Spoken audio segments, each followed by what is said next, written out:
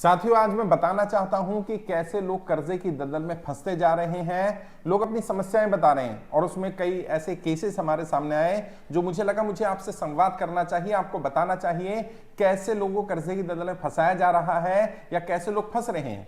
अभी एक केस आया, मैं व्यक्ति का नाम नहीं बताऊंगा, वो सेना में है, गवर्नमेंट जॉब पर है, ये समझ सकते हैं। और उन्होंने बताया कि वो कैसे कर्जे की दलदल में फंसे।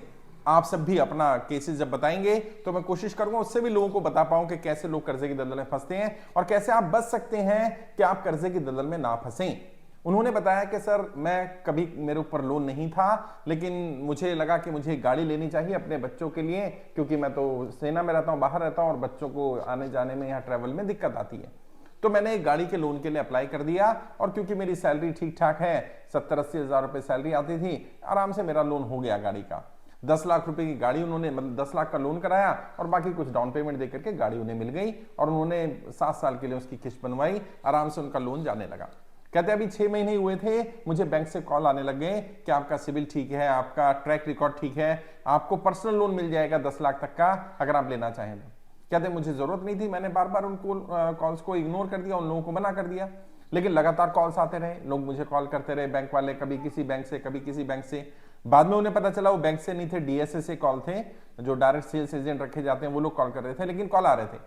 अब वो कहते हैं मैं छुट्टियों में अपने घर आया, वहां मैंने अपने एक दोस्त से बात की तो उसने कहा कि एक इन्वेस्टमेंट अपॉर्चुनिटी है, अगर आप वहां पैसा लगा देंगे तो आपको 50,000 रुपये महीने तक इनकम हो सकती है, 10-1 लाख रुपए का इन्वेस्टमेंट है। तो मेरे पास तो पैसे नहीं थे, लेकिन मुझे लगा कि मेरे पास लोन का ऑफर है तो क्यों ना मैं लोन ले लूं। अब क्योंकि सिबिल अच्छा था, आराम से लोन हो जाना था, तो विदाउट एनी डॉक्यूमेंट्स, कुछ भी डॉक्यूमेंट नहीं मांगे उन्होंने और मेरा लोन 10 लाख रुपए का पर्सनल लोन भी मुझे सैंक्शन कर दिया गया। उसकी किस्त थोड़ी ज्यादा थी, लेकिन मुझे लगा कोई बात नहीं, मैं सैलरी से मैनेज कर लूंगा। लगभग मेरी सैलरी के 90% तक अब किस्त में जाने लगा और वहां जहां मैंने इन्वेस्ट किया वहां से भी 50,000 रुपए के आसपास इनकम आने लगी। तो मुझे लगा ठीक है, मैं वहां से पैसा लेकर के वो किस्त भर दूंगा और थोड़े टाइम में लोन उतर जाएगा मेरा और आहिस्ता आहिस्ता मेरे पास थोड़ा समृद्धि भी हो जाएगी, पैसा भी मेरा इन्वेस्ट हो जाएगा और सब कुछ ठीक चल रहा था। लेकिन जहां मैंने पैसा इन्वेस्ट किया था या जिसके दोस्त के कहने पर किया था, वो गलत निकला और वो मेरा पैसा लेकर भाग गया या पैसा मार लिया गया। 4-5 महीने वहां से रिटर्न आया, उसके बाद रिटर्न आना बंद हो गया। कहते हैं क्योंकि मेरी पूरी सैलरी पर किस्त का भार था और घर का खर्चा भी मुझे करना था, तो पैसे की कमी पड़ने लगी मुझे, और क्योंकि पर्सनल लोन भी मुझे भरना है, गाड़ी की किस्त भी मुझे देनी है, तो मैं समझ नहीं आ रहा था मुझे क्या करूं, कैसे निकलूं, क्योंकि लगभग 70-75 हज़ार रुपये मेरा किस्त में कट रहा था और 5-7 हज़ार रुपये मुझे बच रहे थे, जिसमें कि 25-30 हज़ार रुपये का तो मेरा फिक्स खर्चा था घर का। तो मैंने क्रेडिट कार्ड था मेरा, मैंने उसको क्रेडिट कार्ड को यूज करना शुरू कर दिया और थोड़ा थोड़ा क्रेडिट कार्ड से पेमेंट ले ली और फिर क्रेडिट कार्ड में पेमेंट डालता गया। लेकिन आहिस्ता आहिस्ता वो क्रेडिट कार्ड, पहले मैंने 15,000 का स्वैप कराया, फिर वो 20,000 हो गया, अगले 2-3 महीने बाद देखा तो 50,000 हो गया और बढ़ते बढ़ते क्रेडिट कार्ड का अमाउंट 2.5 लाख रुपए तक पहुंच गया। अब क्योंकि मेरे पास क्रेडिट कार्ड का अमाउंट भरने के लिए पैसे नहीं थे, किस्त जा रही थी और घर के खर्चे के लिए पैसे नहीं थे, सैलरी आ रही थी तो किस्त जा पा रही थी। अब मैंने एप्लीकेशन से लोन लेना शुरू किया। पहले एक एप्लीकेशन से लोन लिया 1 लाख रुपए का, फिर दूसरे एप्लीकेशन से लिया, फिर तीसरे एप्लीकेशन से लिया और करते करते एप्लीकेशन के जाल में फंसता चला गया।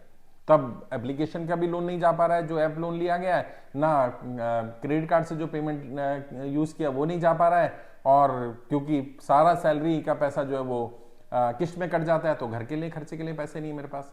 अब मैं दलदल में फंस चुका हूं।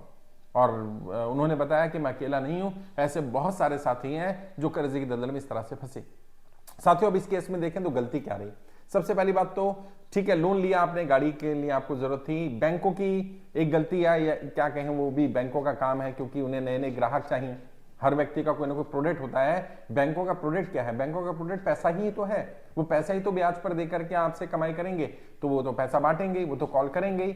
आपको ध्यान रखना था कि आपकी लगातार इंस्टॉलमेंट सही जा रही है, आपका ट्रैक रिकॉर्ड ठीक है, तो कम से कम आप अपनी सैलरी के 20-30% से ज्यादा ईएमआई ना बनाए, क्योंकि हमारे फिक्स खर्चे भी होते हैं। लगभग 70% सैलरी हमारी अलग अलग खर्चों में लग जाती है, लगी मतलब बचता नहीं है उसमें ज्यादा। तो 30% अगर आप ईएमआई कर रहे हैं तो ठीक है। अब आपने ईएमआई 90% करवा ली, पहले एक करवा ली फिर दूसरा करा लिया, तो बैंकों का कॉल करना, वो बैंक अपना बिजनेस कर रहे हैं, डीएसए अपना बिजनेस कर रहे हैं। दूसरा, आपके अंदर ये लालच आ जाना कि मैं पैसा कहीं इन्वेस्ट कर दूं और वहां से इजी रिटर्न आ जाए।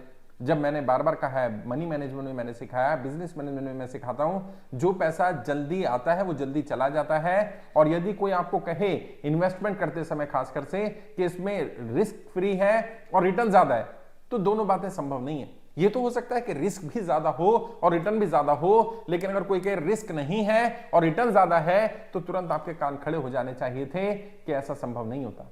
और उस व्यक्ति ने, आपके दोस्त ने पैसा कहां इन्वेस्ट करवाया, किसकी कंपनी थी, कंपनी सही थी या नहीं थी, उसका कंपनी का बेस क्या था, कंपनी प्रोडक्ट बेस्ड थी, सर्विस बेस्ड थी, कंपनी कुछ करती भी थी कि नहीं करती थी, या सिर्फ इन्वेस्टमेंट ही करती थी कि आप पैसा लगा दीजिए और कंपनी को घाटा होगा तो कंपनी भाग जाएगी और कंपनी के ऊपर ज्यादा बर्डन भी नहीं पड़ेगा, क्योंकि कंपनी के जो एसेट्स हैं उनको गवर्नमेंट लिक्विफाई कर देगी, उसमें जिनका जो थोड़ा थोड़ा पैसा मिल जाएगा, बाकी पैसा मर जाएगा, क्योंकि कंपनी इंडिविजुअल आइडेंटिटी है, व्यक्ति के ऊपर कोई केस नहीं बनेगा। तो यहां आपने एक लालच किया और एक गलत इन्वेस्टमेंट किया। तीसरा, ये एप्लीकेशन से लोन लेना और कर्जा चुकाने के लिए कर्जा लेना। मैंने बार बार कहा है, मैं फिर बता रहा हूं, कर्जे की दलदल में व्यक्ति कब फंसता है? जब आप एक कर्जा चुकाने के लिए दूसरा कर्जा लेते हैं। यहां तीसरी बड़ी ब्लंडर या बड़ी मिस्टेक क्या हुई इस व्यक्ति से, इन्होंने कर्जा उतारने के लिए कर्जा लेना शुरू कर दिया। कभी भी जीवन में कभी भी कर्जा लेकर के कर्जा नहीं उतर सकता, आप कर्जे की दलदल में फंसते चले जाएंगे। ऐसे समझिए आप एक गड्ढे में गिर गए और गड्ढे में मिट्टी है और आप सोच रहे हैं मैं गड्ढे की मिट्टी निकाल करके बाहर फेंकता रहूंगा तो मैं गड्ढे से बाहर निकल जाऊंगा। मेहनत आप पूरी कर रहे हैं, मेहनत में आपकी कमी नहीं है, लेकिन आप मेहनत में क्या कर रहे हैं, गड्ढे को और गहरा करते जा रहे हैं। एक दिन ऐसा आएगा कि आप इस गड्ढे से चाहकर भी निकल नहीं पाएंगे।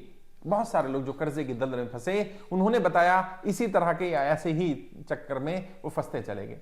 कई लोगों ने कहा, जैसे इन भाई साहब ने भी कहा, इन्होंने बताया कि सर सब कुछ ठीक चल रहा था, वो कंपनी बंद हुई क्योंकि लॉकडाउन लग गया अचानक, और लॉकडाउन के बाद वो कंपनी रिटर्न नहीं पे कर पाई, पैसा नहीं दे पाई और वो कंपनी बंद हो गई।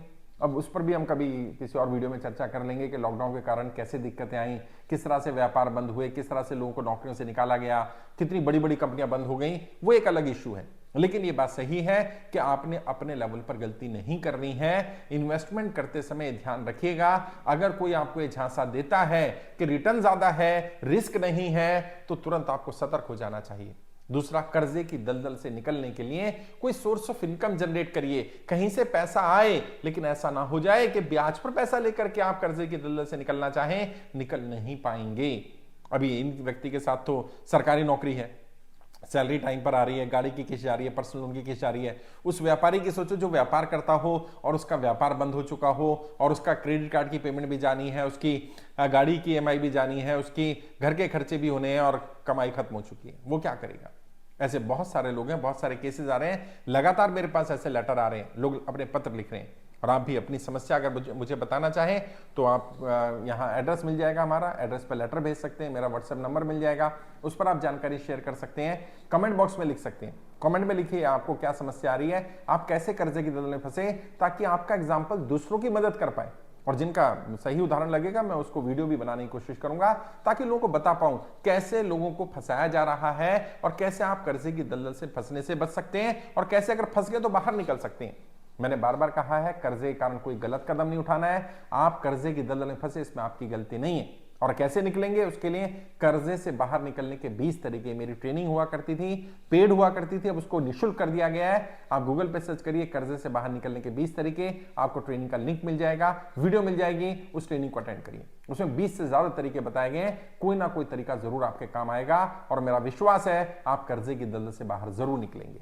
कोई गलत कदम नहीं उठाना, घबराना नहीं, परेशान नहीं होना। मैं आपकी लड़ाई लड़ रहा हूं, सरकार से भी मांग कर रहे हैं कि सरकार जब बड़े बड़े उद्योगपतियों को राहत दे सकती है तो आम जनता को भी कर्जा मुक्त करे, आम जनता की भी मदद करे। या तो उन्हें इंटरेस्ट फ्री समय दे दिया जाए, या उनका लोन राइट ऑफ कर दिया जाए, अंडर राइट कर दिया जाए, वेव ऑफ कर दिया जाए, हेयर कट कर दिया जाए, किसी ना किसी तरह से राहत मिल जाए। जैसे बड़े बड़े उद्योगपतियों को राहत दी जाती है, आम जनता को भी राहत मिलनी चाहिए। तब तक आप साथ जुड़े रहिए। कर्ज मुक्त भारत अभियान में अगर आपने फॉर्म नहीं भरा तो फॉर्म भरिए, गूगल पे सर्च करिए कर्ज मुक्त भारत अभियान, पूरी जानकारी मिल जाएगी। मेरा पर्सनल व्हाट्सएप नंबर मैं दे रहा हूं, नंबर है 9711230808, 9711230808। इस पर अगर आप व्हाट्सएप करेंगे तो भी आपको मेरे फोन नंबर मिल जाएंगे, वेबसाइट का लिंक मिल जाएगा, हमारा व्हाट्सएप चैनल बनाया गया वो लिंक मिल जाएगा, ताकि आपको लगातार जानकारियां मिलती रहें। आज के लिए इतना ही। आपके उज्जवल भविष्य के लिए हार्दिक शुभकामनाएं। जय हिंद, जय भारत।